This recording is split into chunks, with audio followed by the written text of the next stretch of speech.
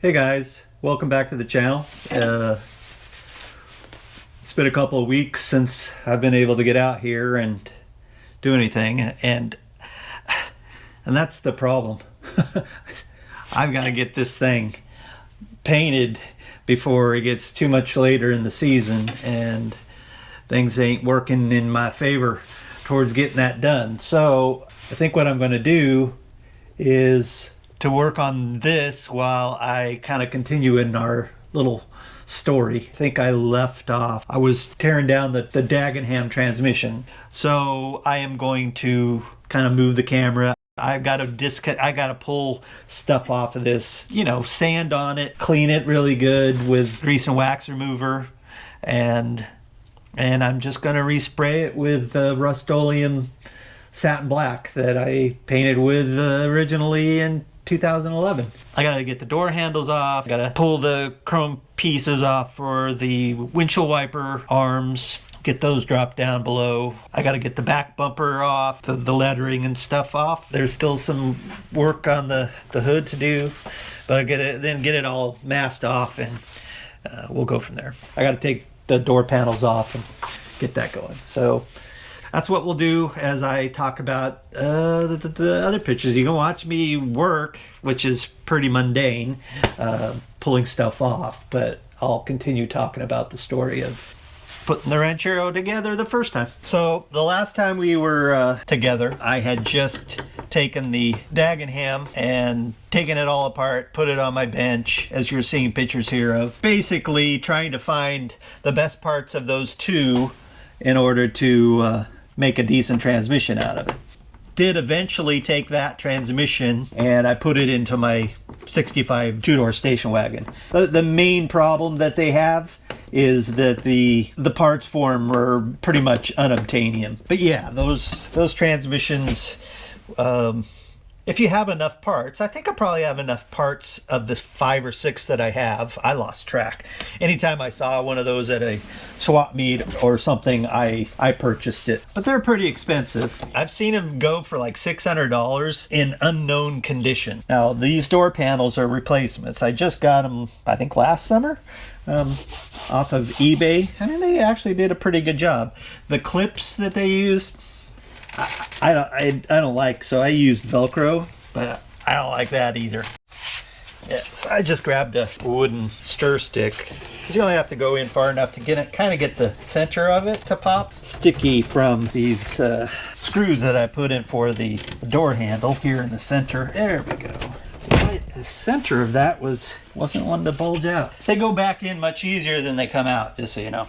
The originals, what I would normally have done is I'd have taken a broomstick and you stick it in there, hook it on the top side, and then push the bottom in, and then get it to catch. It would just be enough. Just get the bottom to catch, and then you pull the broomstick out, and then bloop, fall right in. So anyway, the Dagenham 4-speed, for those that don't know, came from England. Dagenham is actually a city in England. They contributed to Fords that were being made over there. The Ford Cortina was the car that the Dagenham 4-speed originally came out of. There's a clip back here that you got to pull in order to get the lock out. Got to unglue the weather stripping to get to that clip. Come on, baby. There we go. Clip. Just got to get it the right angle of the dangle to get it to come out the hole. So it's just got a little arm doodad there. So that's that. Nut off. So yeah, the Dagenham came out of England, but it was the only full synchro 4-speed that was put behind the 6-cylinder up until maybe 64, 65. I don't know that they went any newer than that, but they show up every once in a while, and I have been buying them when I see them at the swap meets. You know, if I can get a core for less than $100, I generally will buy it. I don't want them ending up in a scrap metal yard, and B, there's a lot of parts in there that you just can't get anymore. So the more that you collect of them, the better chance you'll be at making a decent one out of 2 or 3 or 4 or 5. I do have another set of door handles that, in fact, I did a tutorial showing how to turn 64, 65 handles, which were a little different, turning those into the handles that fit 62, 63. Anyway, I will probably take this opportunity to, when I get it resprayed here, to put on my new handles. I mean, there's nothing wrong with these. They function. The chrome on them is not actually that bad. Did I say yet that trying to film stuff and work at the same time is kind of a pain in the butt? Because it is. This is the way that the 62, 63 is just a straight push. So taking it out, I can still shut this door and just stick my finger in here and push the button. So it doesn't keep me from opening the door because I took the door handle off. So we're over on the driver's side now. I did just get these handles, these door handles, when I got these door cards, just because I liked the longer, chromey thing. But yeah, you're seeing the Dagenham being put into the car. I mean, there's a lot of forward movement going on here, building this thing and trying to meet my 4-month time period. But it's a little easier once you get the thing kind of where you want it. I mean, it wasn't painted or anything yet. I was going to paint it kind of like I'm going to paint this, after everything was kind of put into the car, and I just mask it off and paint it. I painted it with the windshield in, and this time I'm going to paint it with the windshield out. Maybe if I get 2 of these paint sticks and do that with them, maybe that'll help. The twisty action that I need to bow this panel out evenly. Because once you can kind of get it into a bow like this, it just pops out at that point in time. But gotta get it into that bow so it'll flex. See how easy it is when you get it shaped like that. Come on. There we go. Get that put up here. Go do face to face. Door handles off. And these are, like I say, these handles aren't too bad. This one's got some, clearly it wasn't me, because I didn't have these on when body work was done, but you could tell somebody got a little ambitious with their DA and did some sanding marks on this one. So,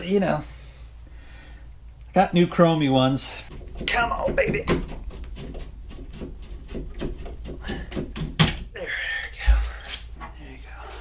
Yay. Alrighty.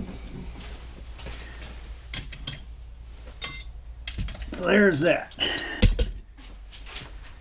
And I don't know that this is actually going to work, filming this and trying to work at the same time, because gotta do too much thinking. On my second channel, I started to record the How This Saved My Life episode, and in doing so, I decided to restore an old guitar, and it was all covered with duct tape, and yeah, it was in pretty bad shape. That was my first task, is to put some fluorescent lights up on the ceiling, which the first 10 I did wire wrong. I did eventually fix it, but what? You mean green isn't the power wire? You know, nope. It wasn't cars. Black was ground in cars, so I did black for ground in the, you know, the first 10 lights that I put up at work.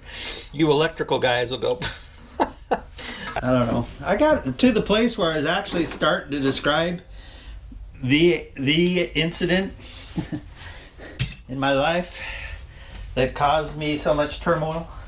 And the GoPro stopped recording. And see, hear me just explaining this. I gotta make sure I don't say the GP word.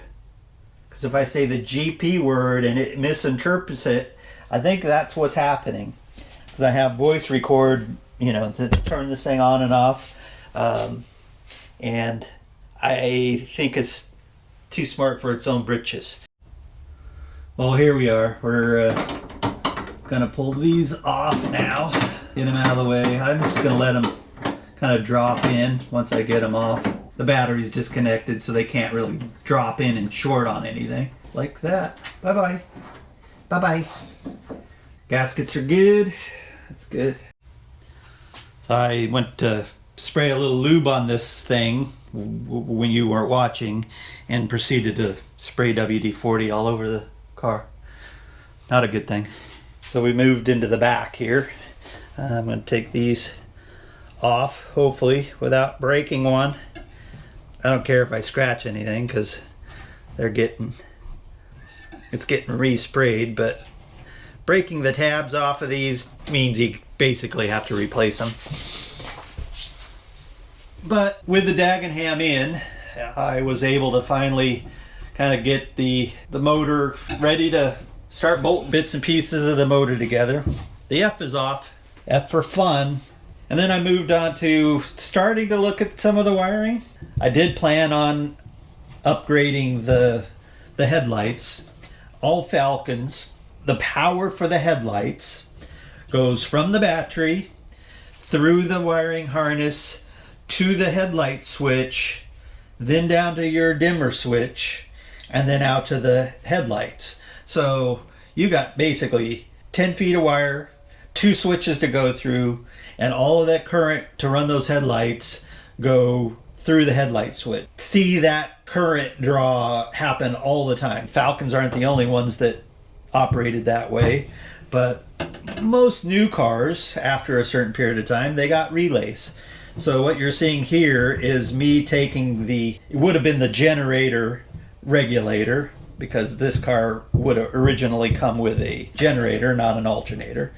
That's what you're seeing here, is me converting the generator regulator into a canister to hold 2 relays. Kind of a stealth way of doing it without just having ugly relays, because they aren't pretty. So the R was a little pain. I had to stop and had to concentrate. I couldn't talk and concentrate. I didn't want to break it. The D is not being any easier on me. So the next picture you're looking at in this series, I'm really kind of starting to think the stereo I was going to put into it. So here you're seeing a picture of a fella in the club, Bill, who came and did a little bit of work. I had him cut the holes. There are going to be 6x9s and 8-inch subs that go into that. And then this was a test fit in there and him staring at it going.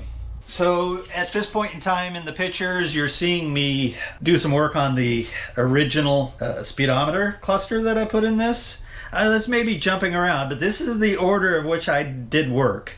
You know, a lot of people, they write their stuff on their windshield, do this, and they just kind of, you know, their goal is they got to get it running, drive it around the block. I mean, I kid you not, the number of times the guy that sold me this car asked me, put some gas in it, drive it. You know, it's like, I explained at the beginning of this whole series, I had 2 driveways that were probably about 10% grades. It totally changed the way I thought about building cars living there, because until I was sure it was going to get to the bottom of that hill and back to the top of it, I wasn't doing no test drives.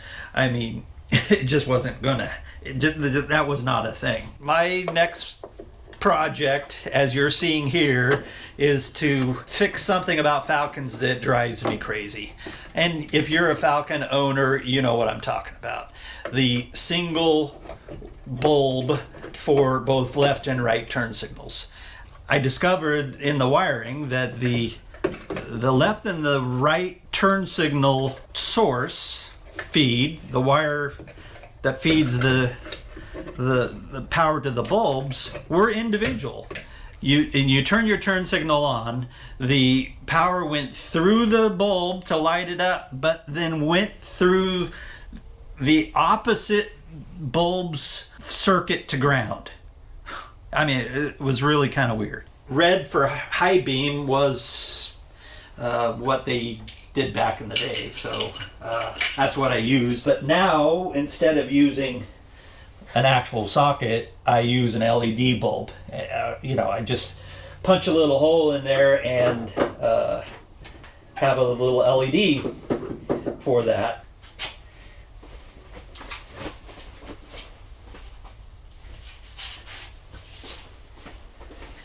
Old knees. I need some cushion. Oh, much better.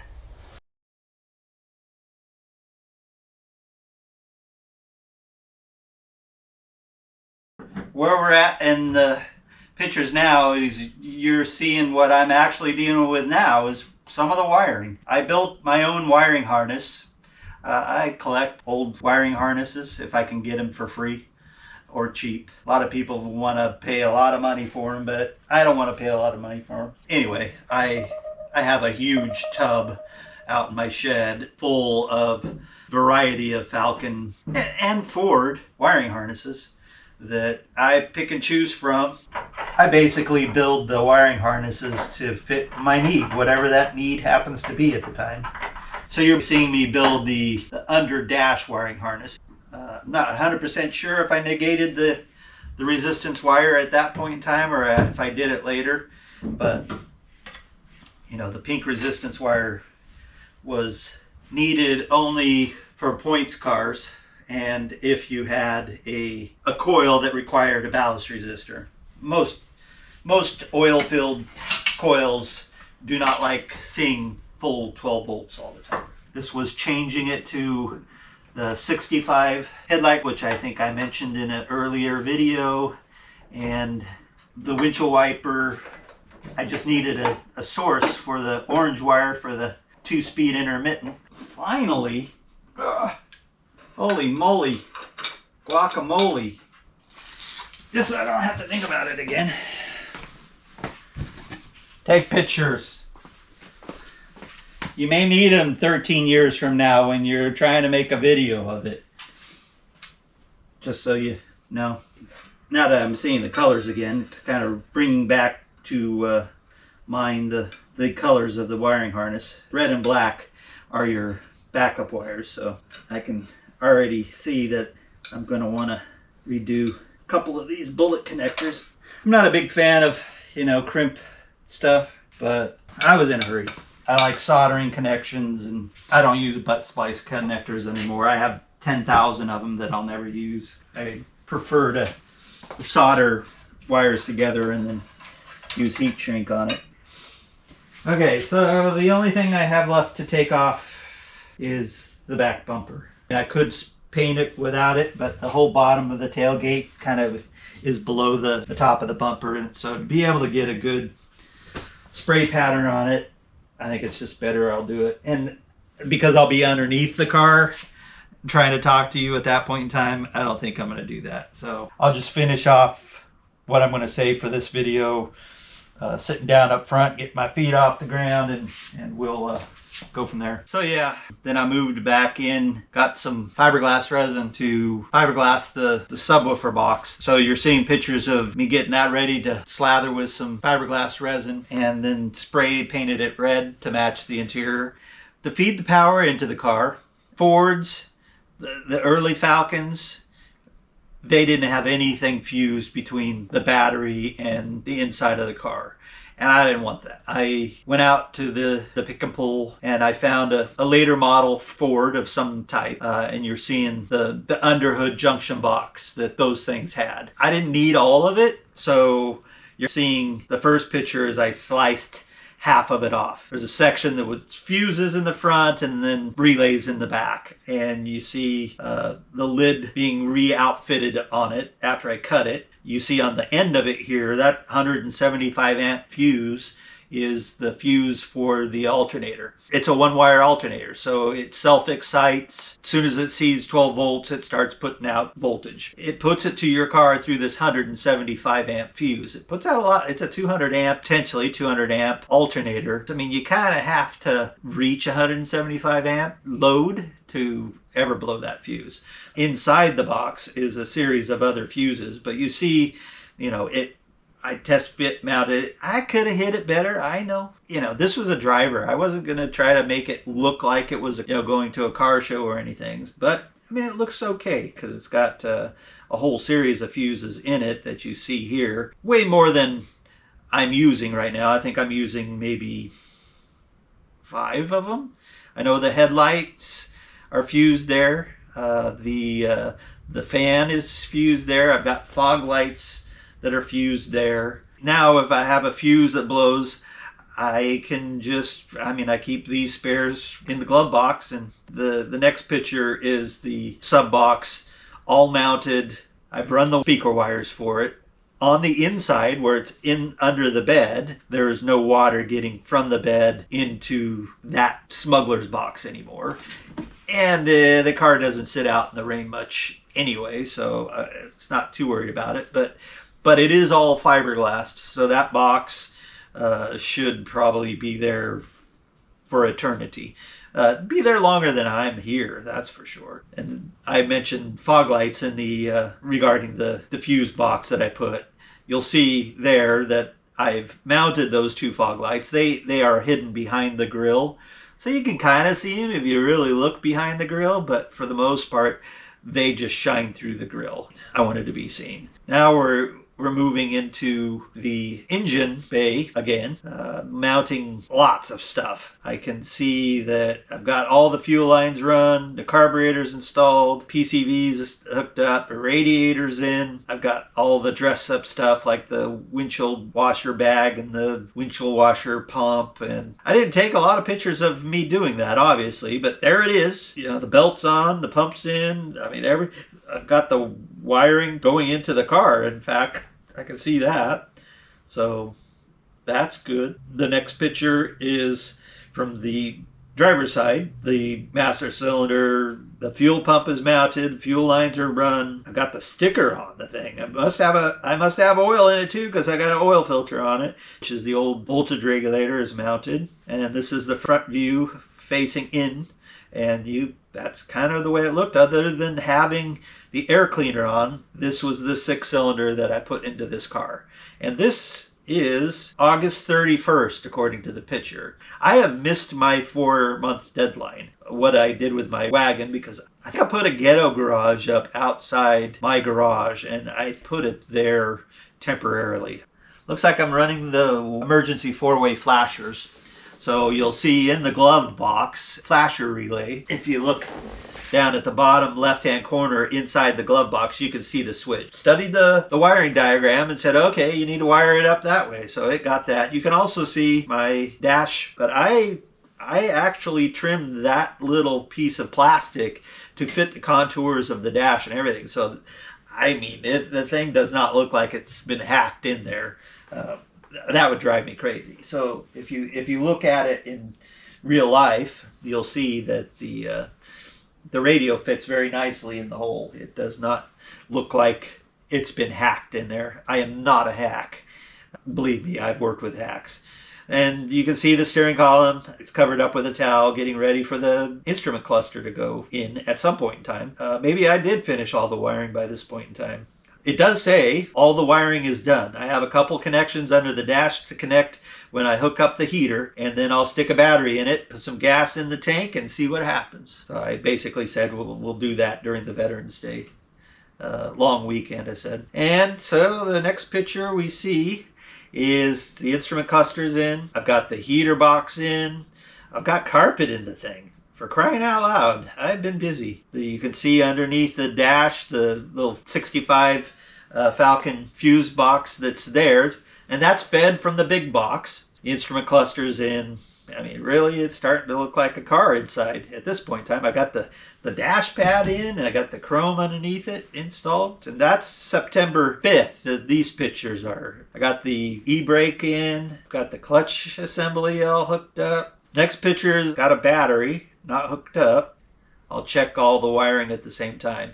And for checking the wiring, before you hook the battery up, a lot of people just hook it up. No, I use just a little test light between the battery and the positive lead. If that light glows, you know something is on, or you've got a short or something like that. So the wiring tested out okay. Everything was good. It looks like I had to do some starter rebuilding. I don't say why I did it, but I obviously had to make a starter that worked. It used to be that when a starter went bad, I took it apart every time, and it needs brushes. I put a set of brushes in it, and then it got to the place you couldn't go into the parts store and buy brushes. We don't got brushes, but we got a new starter. The next picture is looking through the door. The glove box is on. Looks like I got the radio shoved into the dash hole. The steering wheel sitting on the floor. That is not the steering wheel I went with. I ended up going with this one. I mean, it was just too small. Even with a 6-cylinder, it was kind of tough to steer with that wood grain thing. So I eventually went with a little bit bigger. And now I have electric power steering in it. So I really want to put an S22 steering wheel in this. I have a Comet dash in the thing, and it just something about an S22 steering wheel that is always... I had a Comet S22 that I sold to a gal in the club, a burgundy S22, which I'll show a picture here. And it's now in Florida somewhere, but the interior on that car was pristine. And it was at that point in time, I go, man, that is a really nice steering wheel. See, I got the sticker on the back window. The Rainier chapter is the chapter of the club that I was president of forever. COVID killed the club, really. I mean, it was the impetus, but it was people around in the Seattle area. I mean, we're so spread out. You can never find a good place for everybody to meet without everybody having to drive through rush hour traffic around here, which sucks. It was just hard to get people to show up. I kind of was trying to bring the club back together last year, but I found out that too many of the club members had just decided to let their national membership lapse. And as such, you can't be a chapter of a national club that none of the members have national memberships for. Kind of took the wind out of my sails as far as trying to revive the club. So it is officially down, even though we still have a forum, which is what I'm reading this info out of. And we have a Facebook group, which it has more people on it than was ever in the club. We still plan, the members that were, and still getting together. What the club was actually good for was getting together and have tech days and doing stuff for other people within the club. The meetings were just kind of superfluous. They were kind of required as the national bylaws stated, but to me it was just a time to get together. We all always met at a burger joint and just jibber jabbered for a little bit, went through the motions, and that was it. Yeah, the sticker is still on the car. I'll wear it proudly. There it is. I put power to it. It was good, and I've got the headlights on and the fog lights on.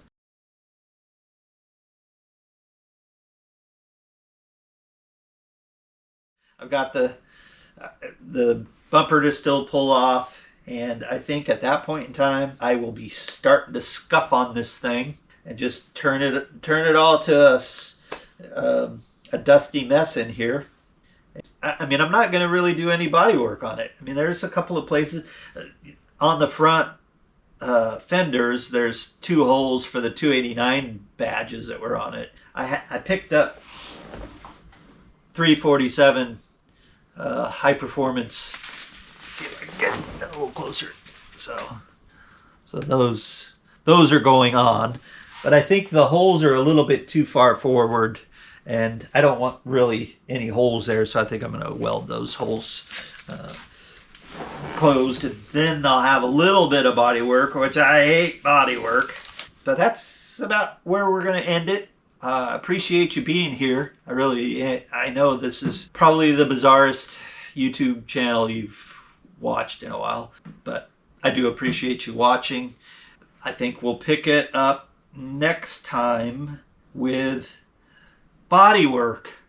More body work. It looks like I'm getting into the doors in the next one. We'll see you next time, but like I said, please, nobody leaves me comments. I mean, one person left me a comment, but nobody leaves comments. Nobody likes. I don't know if anybody's liking this, and I don't really. I mean, I appreciate you that do watch, but, you know, no feedback is kind of starting to make me feel insecure. So anyway, not really. We'll see you later. Like, subscribe, comment, please, and we'll see you on the next one. All right, thanks guys. See ya.